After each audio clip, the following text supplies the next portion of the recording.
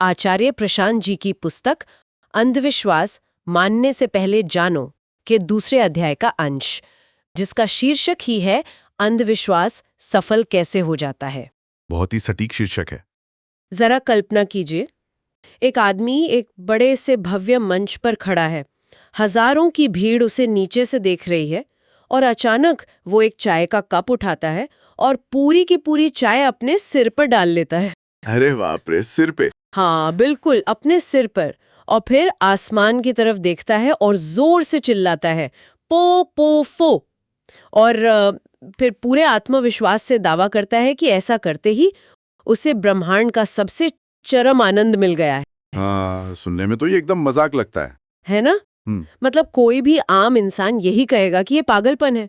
लेकिन आज की हमारी इस गहन चर्चा के जो स्रोत हैं, उनके अनुसार अगर वो आदमी पूरे आत्मविश्वास के साथ ये बात कह दे, तो बहुत मुमकिन है कि कुछ ही दिनों में उस पो पो फो का एक पूरा नया धर्म या संप्रदाय खड़ा हो जाए। बिल्कुल। और लोग सच में चाय सिर पे डालकर आनंद ढूंढने लगे। हाँ, हम अक्सर सोचते हैं कि आज के इस युग में जहां इंसान चांद और मंगल तक पहुंच गया है, जहां हर कोई खुद को तार्किक या कह लें लॉजिकल मानता है, वहां लोग इतने बेतुके दावों के जाल में कैसे फंस जाते हैं। यही तो सबसे बड़ा सवाल है।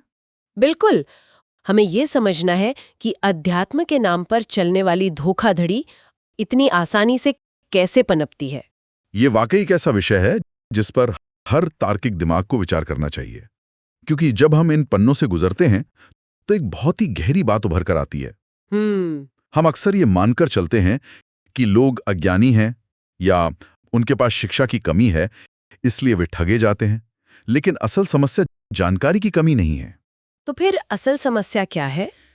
इस विश्लेषण के अनुसार मुख्य समस्या ये है कि विज्ञान और अध्यात्म में प्रमाण यानी प्रूफ, उसको देखने के हमारे नजरिए में एक बहुत बड़ा और बुनियादी अंतर है। अच्छा। हाँ, जब तक उस अंतर को नहीं समझा जाएगा, ये चाय के कप वाला उदाहरण महज एक मजाक नहीं, बल्कि हमारे समाज की एक कड़वी सच्चाई बना रहेगा। मुझे एक बात हमेशा से बड़ी अजीब लगती है। मान लीजिए कि भौतिक विज्ञान यानी फिजिक्स में या मनोविज्ञान की किसी रिसर्च में कोई वैज्ञानिक धोखाधड़ी करता है। कोई झूठा दावा करता है। हाँ, तो वैज्ञानिक समुदाय उसे बहुत जल्दी पकड़ लेता है। उस इंसान का करियर वहीं खत्म हो जाता है। लेकिन वही धोखाधड़ी अगर अध्यात्म या रहस्यवाद के नाम पर हो, तो वो सालों साल बल्कि सदियों तक बिना किसी रुकावट के चलती रहती है। ऐसा क्यों है? इस सवाल का जवाब उस शब्द में छिपा है जिससे विज्ञान की रीढ़ कहा जाता है, ऑब्जेक्टिविटी यानी वस्तुपरकता। किताब में इस पर बहुत ज्यादा जोर दिया गया है। ऑब्जेक्टिविटी मतलब सब कुछ बाहरी प्रमाण पर आधारित हो। एकदम सही। विज्ञान में जो भी प्रमाण होते हैं वे हमेशा ऑब्जेक्टिव होते हैं। इसका सीधा सा मतलब यह है कि वे इंडिपेंडेंटली वेरीफाएबल होते हैं। कोई भी स्वतंत्र रूप से उनकी जांच कर सकता है। कोई भी, कहीं भी। हाँ, इसे थोड़ा और सरल करते हैं। मान लीजिए दुनिया के किसी एक कोने में बैठा कोई वैज्ञानिक ये दावा करता है कि एक खास तापमान और दबाव में किसी रसायन पर बीटा किरणों की बौछार करने से एक नया कण पैदा होता है। ठीक है। अब इस दावे को सच मानने की कोई मजबूरी नहीं है। दुनिया की किसी भी दूसरी लैब में कोई भी दूसरा वैज्ञानिक ठीक वही तापमान और दबाव बनाकर उसे जांच सकता है। हाँ, और अगर वो कण नहीं बना तो पहले वैज्ञानिक का दावा उसी वक्त झूठा साबित हो जाएगा। बिल्कुल। विज्ञान में किसी भी बात को गलत साबित करने की एक स्पष्ट गुंजाइश हमेशा मौजूद होती है। इसे फॉल्सिफिकेशन या मिथ्याकरण कहते हैं। विज्ञान कहता है कि अगर किसी दावे को टेस्ट करके गलत साबित करने का कोई तो वो दावा वैज्ञानिक हो ही नहीं सकता। बिल्कुल सही। मतलब विज्ञान में मुझे ऐसा लगा या मेरा ऐसा अनुभव है जैसी बातों की कोई जगह नहीं है। अगर कोई कहे कि उसे प्रकाश की गति कुछ और ही महसूस होती है, तो उसे गंभीरता से नहीं लिया जाएगा। एकदम सही। लेकिन स्रोत के अनुसार जैसे ही हम अध्यात्म के क्षेत्र में कदम रखते हैं, ये पूरी की पूरी व्यवस्था पलट जाती है। अध्यात्म पूरी तरह से सब्जेक्टिव यानी व्यक्तिपरक अनुभव पर टिका हुआ है। वहां कोई ऑब्जेक्टिव या बाहरी पैमाना नहीं है। वहां अंतिम लक्ष्य क्या बताया जाता है? आनंद। हाँ, आनंद। अब यहाँ सबसे बड़ा पेंच ये है कि आनंद मिला या नहीं मिला, इसका प्रमाण कौन देगा? वो प्रमाण पूरी तरह से सब्जेक्टिव है। उसे किसी थर्मोमीटर से मापा नहीं जा सकता, किसी मशीन से जांचा नहीं जा सकता, और सबसे बड़ी बात, उसे गलत यानी फॉल्सिफाई साबित नहीं किया जा सकता। और शायद इसीलिए वो चाय के कप वाला उदाहरण इतना सटीक बैठता है। बिल्कुल। क्योंकि अगर कोई व्यक्ति मंच पर चाय सर पर डालकर कहे कि मुझे तो अपार शांति और ब्रह्मांडीय आनंद का अनुभव हो रहा है, तो कोई दूसरा इंसान उसे गलत कैसे साबित करेगा? कोई मशीन तो है नहीं जो कहे कि नहीं भाई, इसके अंदर आनंद का स्तर तो शून्य है। एकदम। और धोखेबाज इसी बात का सबसे ज्यादा फायदा उठाते हैं। जहां सबूत मांगा ही नहीं जा सकता, वहां कोई भी दावा किया जा सकता है। पता है, जब मैं ये स्रोत पढ़ रही थी तो मेरे दिमाग में एक बड़ी अजीब सी उपमा आ रही थी।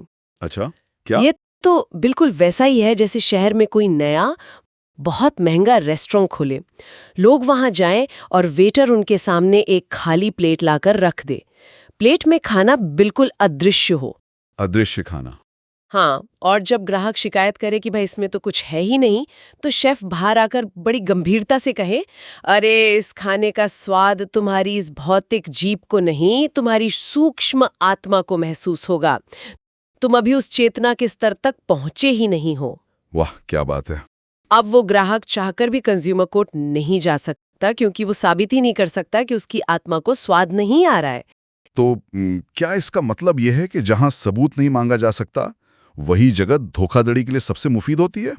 ये अदृश्य रेस्तरां वाली उपमा वाकई बहुत शानदार है, और आपका निष्कर्ष पूरी तरह से सही है। जहां इंडिपेंडेंट वेरिफिकेशन या बाहरी जांच नहीं हो सकती, वही ठगी का सबसे सुरक्षित और बड़ा अखाड़ा बन जाता है। बहुत ही खतरनाक बात है ये तो। इसीलिए इस विश्लेषण में एक बहुत ही सख्त चेतावनी दी गई है। अध्यात्म की दुनिया में जिस एक शब्द से सबसे ज्यादा सतर्क रहने की जरूरत है, वो शब्द है अनुभव या एक्सपीरियंस। लोग रहस्यमयी अनुभवों या मिस्टिकल एक्सपीरियंसेस के पीछे ही तो भागते हैं।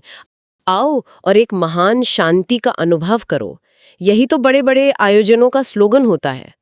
और यही सबसे बड़ा भ्रम है।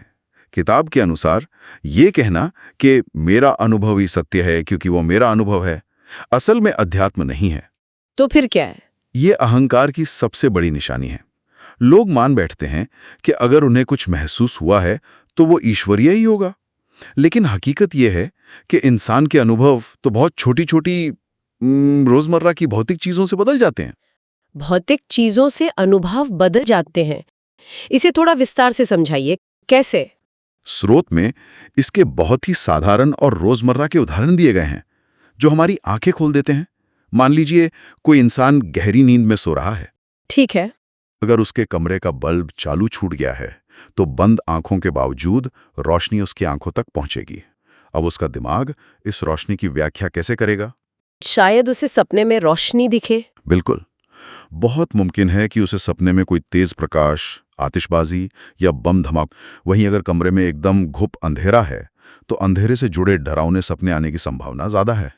मतलब बाहरी भौतिक कारण हमारे आंतरिक अनुभव को पूरी तरह बदल रहे हैं? हाँ, और सिर्फ यही नहीं, स्रोत यहां तक कहता है कि दिन में भोजन में प्याज खाई गई है या नहीं, इससे भी शरीर का रसायन बदलता है और रात के या ध्यान के अनुभव बदल जाते हैं। सच में? महज प्याज खाने से? बिल्कुल। पेट में गैस है या आराम है, इससे भी आपके अनुभव तय होते हैं। यानी जिसे लोग ध्यान में बैठा कोई रहस्यमयी या आसमानी अनुभव मान लेते हैं, वो महज हमारे शरीर, नर्वस सिस्टम और दिमाग की एक साधारण सी प्रतिक्रिया हो सकती है। एकदम सही। लेखक बहुत स्पष्ट करते हैं कि जब कोई कहता है कि फलां गुरुजी के चरणों में बैठने से उसे अपार शांति का अनुभव हुआ, तो वो शांति आसमान से नहीं टपकी है। तो वो कहाँ से आई? वो असल में पहले से मानी गई एक कहानी, उस खास माहौल और गहरी आस्था का परिणाम है। जरा सोचिए, अगर किसी व्यक्ति को पता ही ना हो कि सामने बैठा व्यक्ति कोई तथाकथित महान गुरु है, तो क्या उसे वो विशेष शांति महसूस होगी? शायद बिल्कुल नहीं। हाँ, ये अनुभव इसलिए पैदा हुआ क्योंकि दिमाग में पहले से एक मान्यता सेट थी, एक कंडीशनिंग थी। लेकिन यहाँ मैं थोड़ा विरोध करना चाहूंगी। हाँ। 1 मिनट के लिए सोचिए। हाँ। अगर किसी इंसान को दिन भर की थकान, तनाव और डिप्रेशन के बाद किसी गुरु के पास जाकर या किसी मान्यता की वजह से ही सही सच में शांति मिल रही है, तो उसमें प्रॉब्लम क्या है? ये एक बहुत ही स्वाभाविक सवाल है। मतलब शांति तो शांति है ना, चाहे वो मान्यता से मिले या किसी और तरीके से। किसी का तो भला ही हो रहा है। ज्यादातर लोग यहीं आकर अटक जाते हैं। लगता है कि मुझे अच्छा लग रहा है तो इसमें बुराई क्या है, लेकिन यहीं पर सबसे खतरनाक ट्रैप छुपा है। ट्रैप? शांति मिलने में कैसा ट्रैप हो सकता है? देखिए, अगर सिर्फ अच्छा लगना या शांत महसूस करना ही सत्य की कसौटी है, तब तो सम्मोहन यानी हिप्नोसिस भी अध्यात्म हुआ। किसी को हिप्नोटाइज कर दो, उसे भी एक अलग तरह का शांतिपूर्ण अनुभव हो जाएगा। किसी को डरा दो, उसे एक अलग तरह का अनुभव हो जाएगा। यहां तक कि नशे में धुत किसी इंसान को भी बड़े अलौकिक और शांतिपूर्ण अनुभव होते हैं। लेकिन क्या हम सम्मोहन, डर या ड्रग्स को अध्यात्म कह सकते हैं? क्या हम उन्हें सत्य मान सकते हैं? मतलब लोग उस क्षणिक मानसिक राहत को या शरीर में होने वाले केमिकल बदलाव को ही सत्य या आत्मज्ञान मान बैठते हैं। बिल्कुल सटीक। जो लोग आंतरिक जगत के विज्ञान से अनजान होते हैं, जो अनाड़ी होते हैं, वे इन शारीरिक और मानसिक प्रतिक्रियाओं को ही ईश्वर की प्राप्ति या चमत्कार मान लेते हैं। और जो लोग मंच पर बैठे हैं, वे बहुत अच्छे से जानते हैं कि इस सम्मोहन और मानसिक राहत को कैसे बेचना है।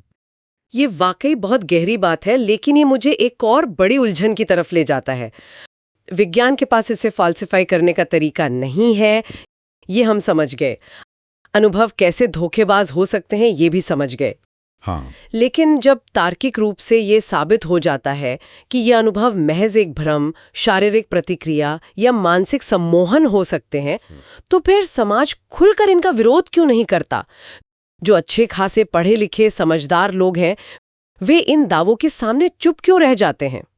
इसका जवाब इंसान के मनोविज्ञान के एक बहुत ही कमजोर हिस्से में छुपा है, और वो है संशय यानी डाउट। डाउट? हाँ। किताब के अनुसार चूंकि सब्जेक्टिव चीजों को, चाहे वे कितनी भी बेतुकी हों, 100% गलत साबित नहीं किया जा सकता, इसलिए इंसान के मन में हमेशा 1% संशय रह ही जाता है। 1% संशय, मतलब ये विचार कि क्या पता ये सच ही हो? बिल्कुल। जरा सोचिए, अगर किसी को कितना भी तर्क देकर समझाया जाए कि भूत नहीं होते, ये सब दिमाग का खेल है, लोग फिर भी डरते हैं। हाँ, क्योंकि कोई ऐसा साइंटिफिक प्रूफ नहीं दिया जा सकता जो इस सब्जेक्टिव दावे को पूरी तरह से खारिज कर दे। तो उस व्यक्ति के मन के किसी गहरे कोने में एक आवाज हमेशा बचेगी जो कहेगी, ठीक है, तर्क तो सही है, लेकिन अगर 1% भी संभावना है कि भूत होते हैं, तो मैं पंगा क्यों लूं, रिस्क क्यों लूं? रिस्क क्यों लूं? बिल्कुल। और इस 1% संशय का दूसरा नाम ही तो डर है। सही कहा। सारा व्यापार इसी 1% डर पर टिका है।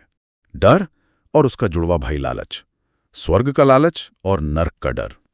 अगर बात नहीं मानी तो नर्क मिलेगा और गुरुजी का श्राप लगेगा। किताब में लेखक ने खुद का एक बहुत ही व्यक्तिगत और हैरान करने वाला उदाहरण दिया है। हाँ, वो कोविड वाला उदाहरण है ना? बिल्कुल। जब लेखक को कोविड हुआ था, जो कि एक आम वायरल बीमारी है, तो उन पर अंधविश्वास करने वाले लोगों ने बड़ी प्रसन्नता जताई थी। वे खुलेआम कहने लगे कि ये गुरुजी का श्राप है। हे भगवान! कुछ ने कहा कि ये देसी डायन का बदला है, क्योंकि लेखक अंधविश्वासों के खिलाफ बोलते हैं। ये कितनी हास्यास्पद बात है। मतलब वायरस से होने वाली एक ऐसी बीमारी जिसने पूरी दुनिया को अपनी चपेट में लिया था, उसे भी किसी गुरु के श्राप या देसी डायन के बदले से जोड़ दिया गया, महज इसलिए ताकि डर का व्यापार चलता रहे। यही तो वो 1% संशय है जो 99% तर्क पर भारी पड़ जाता है। और देखिए, इस डर को बनाए रखने के लिए सिर्फ शब्दों का इस्तेमाल नहीं होता, पूरे के पूरे माहौल, वास्तुकला और आर्किटेक्चर का इस्तेमाल किया जाता है। आर्किटेक्चर? हाँ। क्या किसी ने कभी इस बात पर ध्यान दिया है कि प्राचीन राजमहलों और धर्मस्थलों की वास्तुकला कितनी मिलती-जुलती होती है? हाँ, विशाल गुंबद, ऊंचे ऊंचे दरवाजे, बहुत सारी भव्यता।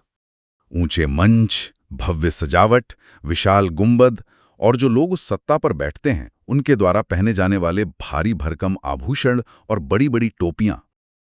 किताब स्पष्ट रूप से कहती है कि ये सब कुछ महज सजावट नहीं है, ये सत्ता और ताकत का प्रदर्शन करने के लिए है।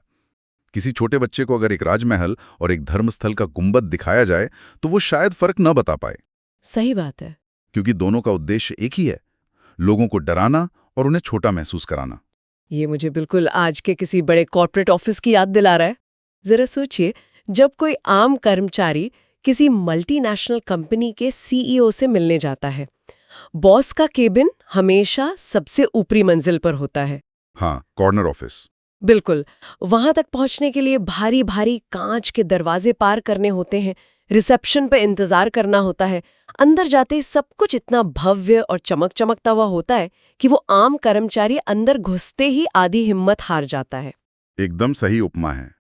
अगर वो अपने पगार बढ़ाने की बात करने गया था तो वो सवाल पूछने की हिम्मत ही नहीं जुटा पाता। क्या धर्मस्थलों और इन विशाल आश्रमों में भी ठीक यही साइकोलॉजी काम कर रही है? ये तुलना 100% सटीक है। स्रोत यही समझाता है कि अंधविश्वास के फलने फूलने के लिए सबसे जरूरी शर्त यह है कि कोई सवाल न करे, तार्किकता सोती रहे। अगर कोई गुरु आम लोगों के बीच जमीन पर उनके स्तर पर आकर बैठने लगे तो लोग बहुत जल्दी सहज हो जाएंगे और उनसे सीधे सीधे सवाल करने लगेंगे। हाँ, फिर वो डर नहीं रहेगा। इसीलिए उनका हमेशा एक ऊंचे मंच पर बैठना, भव्यता से घिरे रहना और सत्ता का प्रदर्शन करना बहुत जरूरी है। ये एक मनोवैज्ञानिक दीवार है। डर खत्म तो अंधविश्वास का खेल खत्म। ये सब सुनकर अक्सर ऐसा महसूस होता है कि शायद ये उन लोगों की समस्या है जो कम पढ़े लिखे हैं या जिन्हें अच्छी शिक्षा नहीं मिल पाई है। हम अक्सर मानते हैं कि जो आधुनिक शिक्षा है, जो डिग्रियां हैं, वे इस डर और अंधविश्वास को पूरी तरह मिटा सकती हैं। और स्रोत इस धारणा को बहुत ही कड़े शब्दों में तोड़ देता है। ये चर्चा का एक बहुत ही महत्वपूर्ण बिंदु है कि भारत या किसी भी समाज की दुर्दशा का कारण आध्यात्मिक ज्ञान की कमी कभी नहीं रहा।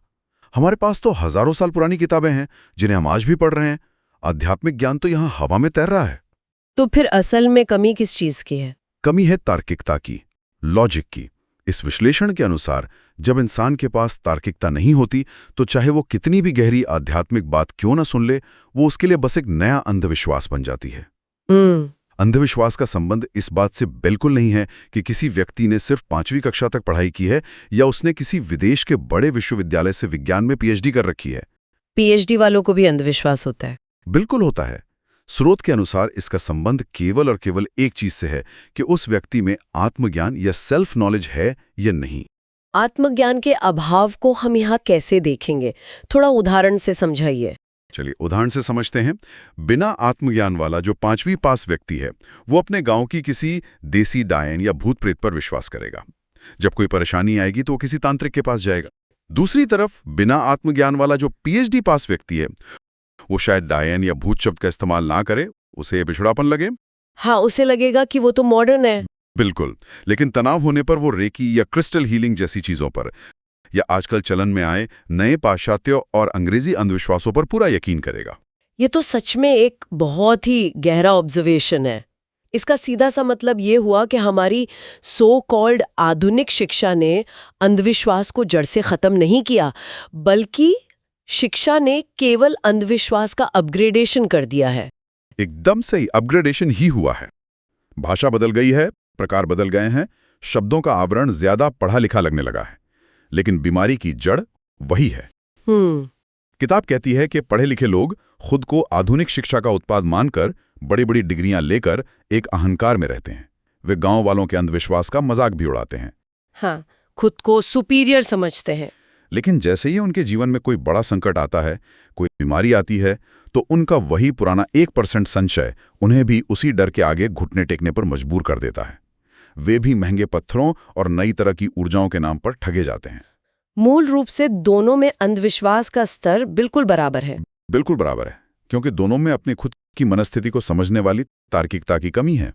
अगर हम इस पूरी विस्तृत और गहन चर्चा के धागों को एक साथ समेटें, तो जो तस्वीर उभर कर आती है वो बहुत ही स्पष्ट है और ये हमारे अपने सोचने के तरीके पर एक बड़ा सवालिया निशान भी लगाती है। जी। इस स्रोत के अनुसार अध्यात्म तब बिल्कुल शुरू नहीं होता जब हम आंखें बंद करके किसी भी बेतुकी चीज को मान लें। अध्यात्म चाय सिर पर डालकर किसी रहस्यमयी अनुभव या तत्काल मिलने वाले आनंद की तलाश करने का नाम नहीं है। एकदम सही। अध्यात्म की असली शुरुआत तो तब होती है जब हम तार्किकता को अपनाते हैं, जब हम उन सारी किताबों, रिवाजों और मान्यताओं को दरकिनार करने की हिम्मत जुटाते हैं जो केवल अंधी आस्था पर आधारित है। बिल्कुल। और सबसे अहम बात, जब हम सत्ता, भव्यता और डराने वाले माहौल के आगे सवाल पूछना बंद नहीं करते। हाँ, जब हम ये समझ जाते हैं कि हमारा हर अनुभव अंतिम सत्य नहीं है, वो अनुभव हमारे अपने दिमाग की उपज, हमारी आस्था, हमारे आसपास के प्रकाश और कभी-कभी तो हमारे पेट में पड़े भोजन का भी परिणाम हो सकता है। सही कहा। और सबसे बड़ी बात, जब हम उस 1% संशय से डरना छोड़ देते हैं, डर के उसी खालीपन में धोखाधड़ी पनकती है। तार्किकता ही वो एकमात्र रोशनी है। बिल्कुल, तार्किकता ही वो रोशनी है जो अंधविश्वास के इस भव्य महल को ढा सकती है, चाहे वो महल देसी डायन का हो या विदेशी हीलिंग का। यकीनन सुनने वालों के लिए ये चर्चा बहुत सी पुरानी और गहरी मान्यताओं को झकझोरने वाली रही होगी।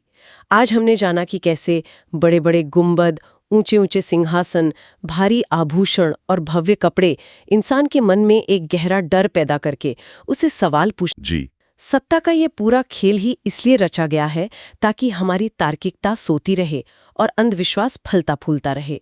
तो इस विस्तृत विश्लेषण को विराम देते हुए एक विचार है जो मुझे लगता है कि हम सबको अपने साथ लेकर जाना चाहिए। क्या है वो विचार? जरा सोचिए, एक ऐसी जगह कैसी दिखेगी जो सच में इंसान को आध्यात्मिक आजादी दे, जहां कोई सत्ता का प्रदर्शन न हो, ऊंचाई दिखाने वाला कोई सिंहासन न हो, डराने वाले कोई विशाल गुंबद न हो, जहां इंसान सिर्फ एक इंसान हो। बहुत गहरा सवाल है।